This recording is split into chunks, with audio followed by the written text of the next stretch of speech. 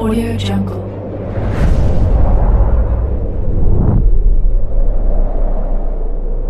Yo, balik lagi bersama Mimin di Manhwa TV. Kali ini kita akan lanjutkan pembahasan dari cerita The Apex of Dragon Mastery. BTW yang nyari episode sebelumnya Mimin tempel di deskripsi beserta dengan playlistnya. Dan jangan lupa untuk join saluran WA untuk info terupdate dari Mimin. Linknya ada di deskripsi. Tanpa berlama-lama, yuk kita masuk ke alur ceritanya.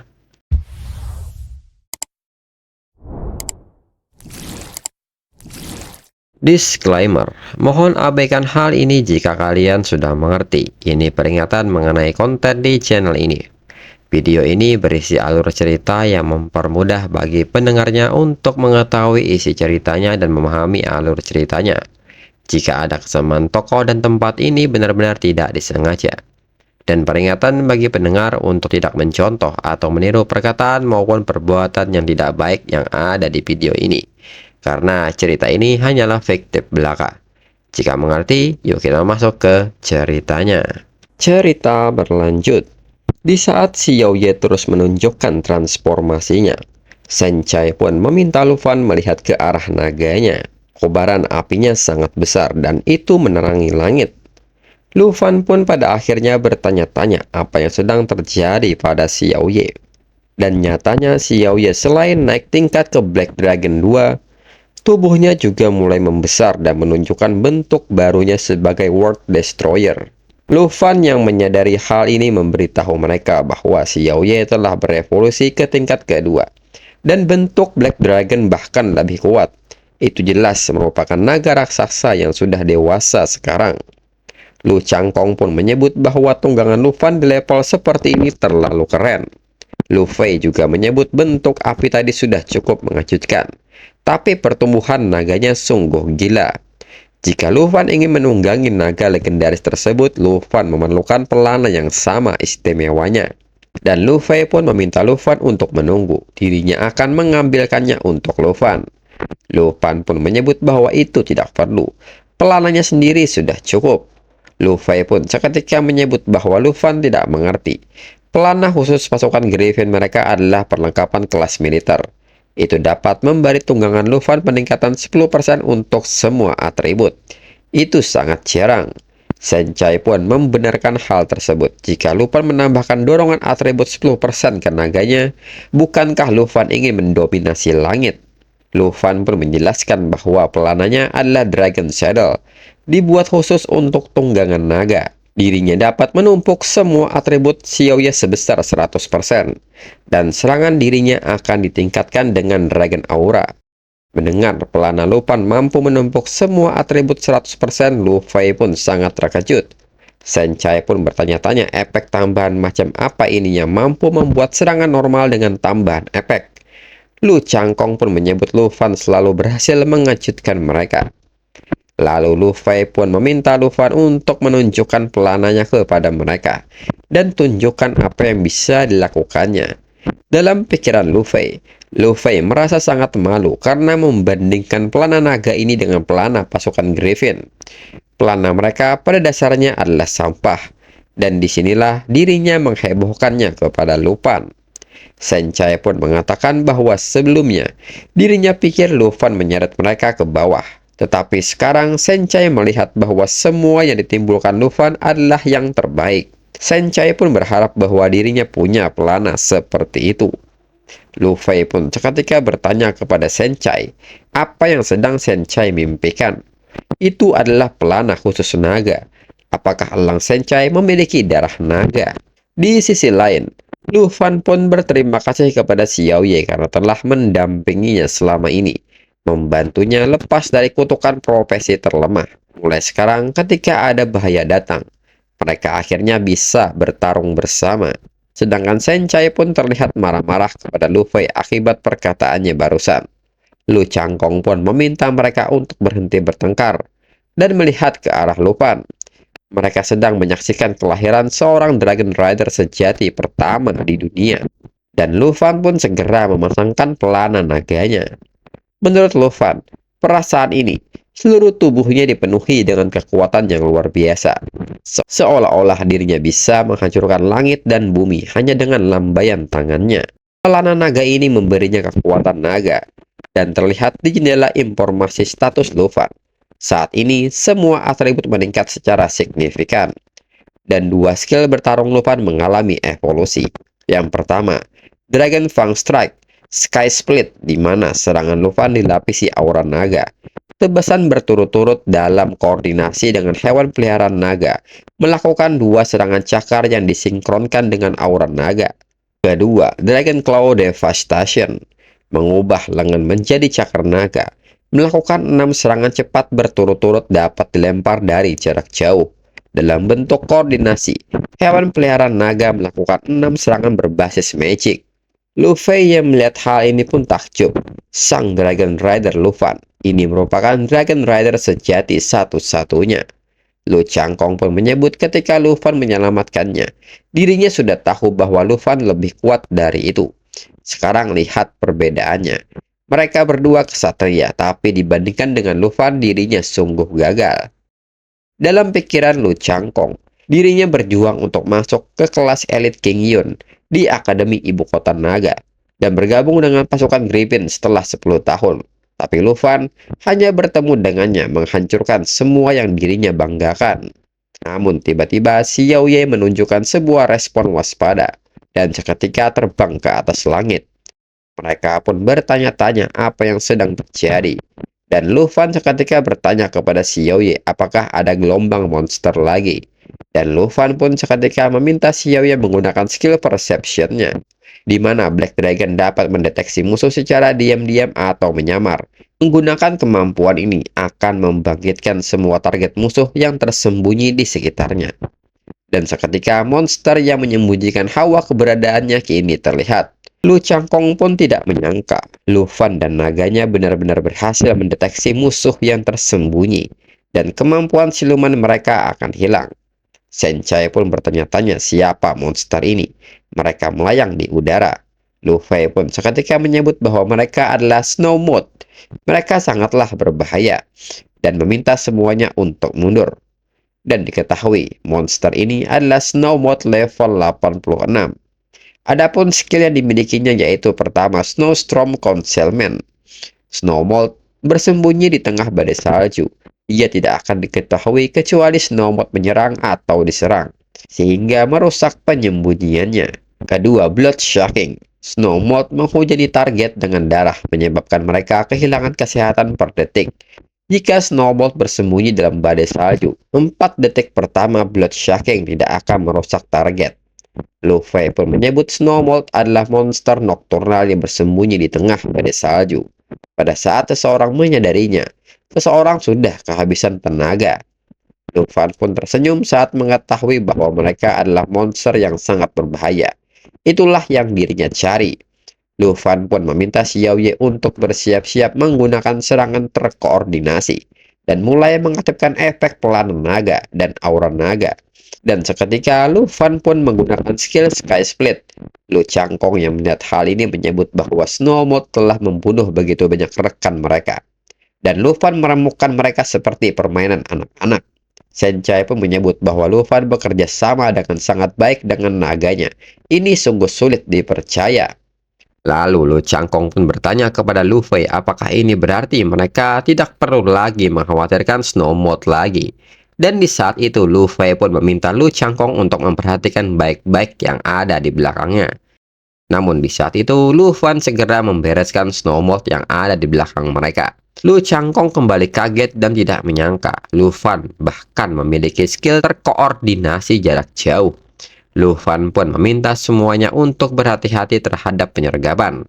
Dengan persepsi Xiao Ye, mereka tidak akan bisa bersembunyi lagi. Dan Luffy pun kini mengaktifkan skill Dragon Claw Devastation dan merubah lengannya menjadi cakar naga dan mulai menyerang Snow Moth dari jarak jauh. Setelahnya, Luffy pun menyebut bahwa Snow Moth terakhir telah ditangani. Mereka pun menyebut Luffy benar-benar luar biasa. Luffy menyelamatkan mereka lagi. Lu Changkong pun menyebut dengan persepsi naga dan koordinasi Luffy, mereka tidak perlu takut lagi. Senchai pun meminta Lu Changkong untuk melihat dirinya, memanggilnya Lufan tanpa henti, dan meminta Lu Changkong untuk tenang dan berhenti mengandalkan Lufan untuk menyelamatkannya. Kemudian Lufan pun mengatakan bahwa sekarang dirinya sudah terbiasa dengan serangan koordinasi dengan Xiao Ye. Bahkan jika badai salju melanda, dirinya masih bisa memimpin mereka menjalani misi eksplorasi. Lu Fei pun mengatakan bahwa dirinya tahu Lufan bisa menangani ini. Tapi Lu Fei yang melihat ke atas menyebut bahwa langit malam tanpa bintang di ujung utara menandakan akan datangnya badai salju. Dan Lu Fei merasa itu datang lebih cepat dari yang mereka harapkan. Badai salju kemungkinan besar akan melanda besok. Senchai pun menyebut bahwa hal yang paling dirinya takuti terjadi jika badai salju datang lebih awal. Mereka tidak akan punya waktu untuk kembali ke perkemahan. Lu Changkong pun mengatakan bahwa membawa orang yang terluka di tengah badai salju untuk penjelajahan itu terlalu berbahaya bagi dirinya dan orang lain. Lu Fan pun kembali mengatakan kepada semuanya bahwa Snow Mold yang mempunyai ancaman tinggi tidak lagi menjadi perhatian. Membunuh monster buas di badai salju dan menyelesaikan misi ini adalah kesempatan terbaik mereka untuk mendapatkan prestasi militer. Lu Fan pun meminta mereka untuk tidak khawatir. Dirinya tidak akan pernah mempertaruhkan nyawa mereka. Lu Fan yakin dirinya dapat memimpin mereka dengan aman melewati badai salju dan menyelesaikan misi. Mereka semua pun pada akhirnya menatap Lu Fei, hingga Lu Fei mengerti dengan situasinya. Dengan Lu Fan, tidak ada yang perlu ditakutkan apapun rencananya. Mereka akan terus menjelajah. Kemudian di wilayah paling utara jalur 78, 100 mil melewati pos terdepan. Lu Fan terus menghabisi Snow Mold yang berada di jalur mereka. Hingga pada akhirnya, Lu Fan mendapatkan sebuah drop item dari Snow Mold. Menurut Lu Fan, setelah berjuang melewati banyak Snow Mold di badai salju, akhirnya dirinya mendapatkannya. Ini adalah The Unmelting Ice yang diinginkan oleh senior. Lalu Lu Fan pun meminta semuanya untuk cepat datang ke sini, karena di sini sudah aman. Senchai pun mengatakan bahwa saat badai salju melanda, monster-monster ini muncul di mana-mana, seperti cacing tanah setelah hujan. Lu Fei pun menyebut Lu Fan berjuang ke lokasi misi ini. Lu Fan pasti telah membunuh setidaknya beberapa ribu monster buas. Lu Fan pun menyebut bahwa dirinya tidak ingat dengan jelas, tapi kebanyakan dari mereka adalah Snow Mold. Dirinya hampir mati rasa karena membunuh mereka. Lu Changkong pun bertanya apa yang sedang Lu Fan bicarakan. Lu Fan pikir bisa mengalahkan monster elit level 85 di levelnya yang 32. Jika dirinya punya kemampuan Lu Fan, dirinya bisa melenyapkan badai salju dengan keahlian Lu Fan, dan dirinya pasti akan mendapatkan lencana emasnya. Senchai pun seketika menegur Lu Changkong apakah Lu Changkong sedang mengira dia adalah Lu Fan. Lu Changkong sebaiknya membiarkan Tu Jin turun dan menanganinya. Lu Fei pun mengatakan bahwa mereka telah menyelesaikan tugas untuk maju 100 mil, dan persediaan mereka hampir habis. Dengan ini Lu Fei mengajak mereka untuk kembali ke barak. Lu Changkong pun mengajak Lu Fan untuk kembali. Lukanya hampir sembuh. Senchai pun mengatakan bahwa ini saatnya untuk kembali. Dirinya belum mendapatkan istirahat yang cukup dalam 3 atau 4 hari. Lu Fan pun setuju dengan hal ini. Xiao Ye juga tampaknya sudah lama lapar dan kedinginan. Lu Fei pun mengerti karena semua sepakat dan seketika meminta Senchai untuk mengatur sinyal penanda dan bersiap untuk kembali ke perkemahan. Lu Changkong pun menyebut bahwa Lu Fan sangat baik pada hewan peliharaan naganya. Kasihan sekali elang raksasanya pasti sudah kelaparan berhari-hari. Senchai pun menyebut dia baik-baik saja dan meminta Lu Changkong untuk tidak khawatir soal itu. Segera, Senchai pun mengeluarkan alat suar yang bernama Landmark Signal Gun Tax Item. Dengan cepat, Senchai mengaktifkannya dan seketika cahaya merah dilepaskan. Di saat itu, Lu Fan pun bertanya benda apa yang dipegang oleh Senchai itu. Lu Fei pun menyebut bahwa itu adalah Landmark Signal Gun yang digunakan untuk menandai lokasi saat ini. Jika cuaca normal, tim konstruksi akan datang ke sini untuk mendirikan pos sementara. Lu Fan pun juga bertanya kemanakah para Griffon mereka pergi. Lu Fei pun memberitahu Lu Fan bahwa biasanya mungkin mereka kembali ke camp sendiri. Di saat mereka pergi meninggalkan area tersebut, Terlihat seorang Valen Corp sedang berdiri di dekat landmark signal dan menatap ke arah mereka. Kemudian keesokan harinya di barak wilayah paling utara, Lu Fei pun sedang mengumpulkan pasukannya dan memberitahu mereka bahwa dia akan melapor kepada Tu Jin dan meminta semuanya untuk bubar. Lalu Lu Fan pun memanggil Shen Chai dan memintanya untuk menunggunya sebentar. Lu Fan pun bertanya apakah Shen Chai tahu bahwa ada seseorang di barak yang mengoceh tentang proses unmelting ice. Shen Chai pun menyebut di barak ini ada seseorang yang bernama Old Chu. Dia adalah pandai besi di kantor pasukan dan dia memiliki keterampilan yang layak. Shen Chai pun bertanya apakah Lu Fan berencana untuk memberikannya kepada pacarnya.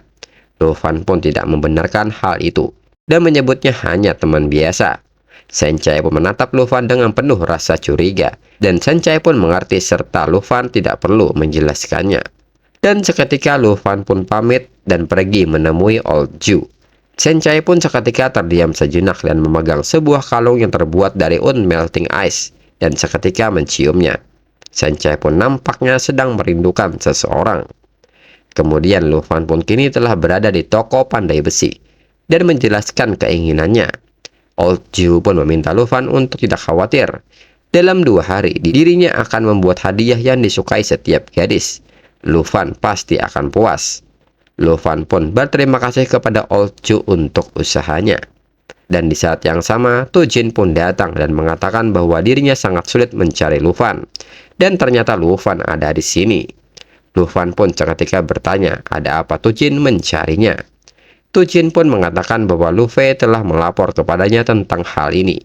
Lu Fan menyelamatkan semua orang di misi pertama dan memimpin tim untuk menyelesaikan tugas di badai salju. Jika dirinya tidak percaya pada kekuatan Lu Fan, Tu Jin mengira mereka semua akan mati dalam cuaca buruk ini. Dan di atas penampilan Lu Fan yang luar biasa, lencana tembaga ini milik Lu Fan sekarang. Lu Fan pun berterima kasih atas pengakuan Tu Jin kepadanya. Dalam pikiran Lu Fan pun sangat senang karena memiliki lencana seperti Lu Fei. Lu Suezhang mengatakan bahwa lencana tembaga melambangkan pangkat seorang kapten. Tu Jin juga memberitahu Lu Fan bahwa Griffon milik Lu Fei dan Lu Changkong ditemukan oleh tim dalam keadaan mati. Dan tim pun harus membunuh Griffon tersebut yang berubah menjadi mayat. Meski disesalkan, hal ini bisa terjadi dalam misi eksplorasi. Untungnya, naga Lu Fan tidak terpengaruh, dan Lu Fei memuji koordinasi Lu Fan dan naganya yang membuat Tu Jin ingin melihatnya sendiri. Lu Fan pun merasa bahwa tampaknya semakin dekat mereka ke bulan darah, semakin banyak makhluk yang menjadi undead.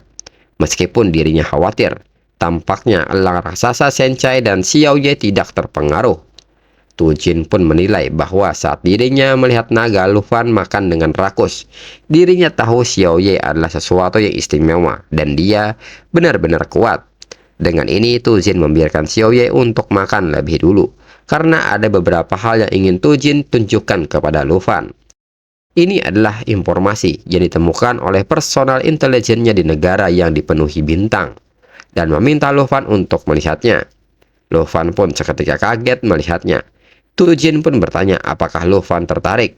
Menurut Tu Jin, sebagai perwakilan uji coba nasional dari negara bintang, Morgan bertanggung jawab untuk menjelajahi Secret Mountain Ruin di perbatasan negara bintang-bintang. Personel intelijennya mengikuti dari belakang. Setelah berkomunikasi dengan keluarga Morgan, mereka memperoleh foto-foto ini. Lu Fan pun menyebut bahwa kerangka humanoid raksasa ini, keberadaan misterius ini sangat mirip dengan makhluk raksasa dari bulan darah. Tu Jin pun bertanya apakah ini terlihat familiar bagi Lu Fan. Pekerja penggalian di foto terlihat seperti semut dibandingkan dengan itu. Hampir tidak terlihat. Tu Jin pun meminta Lu Fan mengikuti dirinya. Ada juga video personel intelijennya yang masuk ke dalam keluarga Morgan dan membuat video di Secret Mountain Ruin. Dan ini adalah sebuah video yang mendekatkan mereka dengan rahasia yang mengejutkan. Dan untuk episode selanjutnya tunggu minggu depan lagi. Sekian dan terima kasih.